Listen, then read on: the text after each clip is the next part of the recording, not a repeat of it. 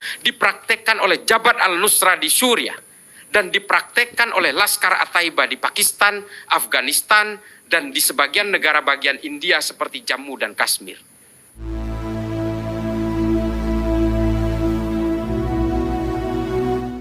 Apa sih kuncinya di Indonesia ini untuk meredam intoleransi radikal dan teror? Saya diminta pendapat supaya orang-orang Somalia ini bisa mengcopy paste strategi kita, mulai dari strategic communication, strategic in prevention, dan strategic in surveillance dan sebagainya. Mereka ingin meniru konsep kita. Saya sejak awal sudah bicara kepada mereka, termasuk kepada Presiden Somalia. Saya bilang, Anda tidak akan bisa meniru konsep kita di Indonesia. Pertama, kita itu punya bermacam-macam agama. Kita ada ribuan pulau, ada ratusan bahasa, ratusan ethnical groups. Ya, bukan suku, tapi kita menyebutnya ethnical groups. Karena di Jawa sendiri ini sebenarnya sukunya Jawa semua, tapi ada beberapa ethnical groups. Nah, kemudian kita juga punya beberapa bahasa dan beberapa agama, beberapa tafsir agama. Makanya saya bilang juga kepada mereka bahwa di Indonesia itu tidak ada orang yang menganut agama. Di Indonesia itu menganut tafsir agama. Saya katakan itu juga di TV One. Dan itu kita harus jujur mengakui itu. Orang Hindu yang ada di Bali itu beda dengan Hindu yang ada di India. Kalau sampean tanya ke saya, Islam ini agamanya apa? Saya akan bilang Islam. Tapi pasti ada pertanyaan lanjutan yang mungkin tidak akan diucapkan. NU apa Muhammadiyah? Kalau ditanya manhajnya apa? Mazhabnya apa? Syafi'i, Maliki, Hambali, Hanafi. Kita ini bermacam-macam. Sama-sama Islam. Demikian juga dengan orang Kristen. Kalau kita tanya agamanya apa Kristen? Katolik apa Protestan? Ortodoks, Yehova, Mormon. Atau kita di Ortodoks sendiri ada Yunani Ortodoks, ada Koptik. Bermacam-macam. Ada Maronit, seperti yang dianut oleh orang-orang Suriah dan Libanon. Macam-macam. Makanya kita ini sebenarnya adalah penganut tafsir agama. Lalu saya bilang ke pemerintahan Somalia, bagaimana dengan Anda? Dia agak bingung. Yang menjawab itu namanya kalau tidak salah Muhammad Jelle. Ini dari Kementerian Agama. Dia bilang, nah itu persoalannya, dia bilang. Kami ini semua penganut Wahabi Salafi hampir 100%. Tapi konfliknya sampai hari ini belum selesai. Coba bayangin. Di Indonesia kita berbeda agama, bahkan yang seagama pun tafsirnya bermacam-macam, tapi kita alhamdulillah bisa terselesaikan persoalan-persoalan ini. Nah, hal-hal seperti inilah yang kemudian menjadi garis besar di sini. Saya bilang, I think you want, bahasa Inggris lagi sok tahu. Sok jago. Tapi intinya gini, kalian tidak akan bisa meniru konsep Indonesia karena apa? Kalian itu tidak punya satu titik kunci di Somalia, saya bilang. Kalian tidak punya satu organisasi yang bernama Nahdlatul Ulama. Mereka nanya. Ini saya jawab seperti itu. Wallahi, ini saya bukan itu. Karena bukan saya karena orang Nahdien, saya lahir di Madura sama seperti Gus Zen ini. Saya lahir di Madura, saya keluarga ibu saya dari Nahdien tulang sumsum.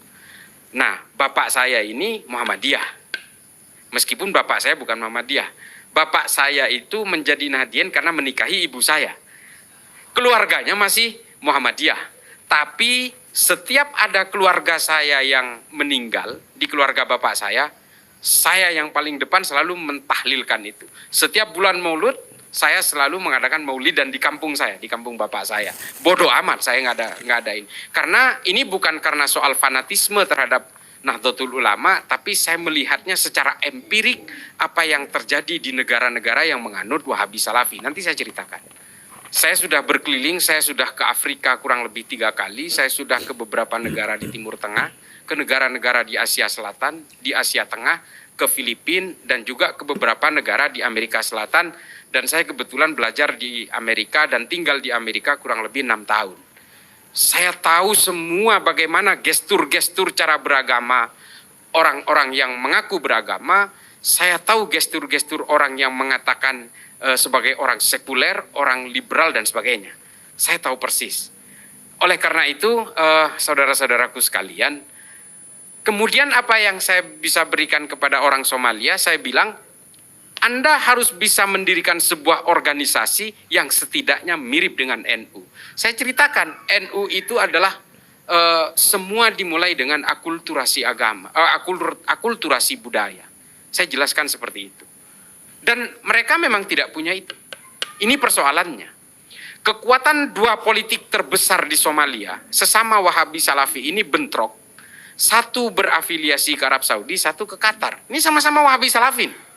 Al-Shabaab yang melakukan pembantaian di negara-negara tanduk Afrika dan menguasai setengah wilayah Somalia ini penganut paham yang sama, Wahabi Salafi juga. Kekuatan-kekuatan di dalam tentara dan polisi di Somalia itu dipimpin oleh sebuah organisasi kajian Islam yang namanya Al-Ittihad Al-Islamiyah yang dipimpin oleh seorang jenderal. Wahabi Salafi juga, coba bayangin. Orang yang ingin memerangi terorisme dan terorisme yang ingin diperangi pahamnya sama. Makanya saya bilang, we have 4 points, kita punya 4 poin yang harus dilakukan di dalam negara Somalia.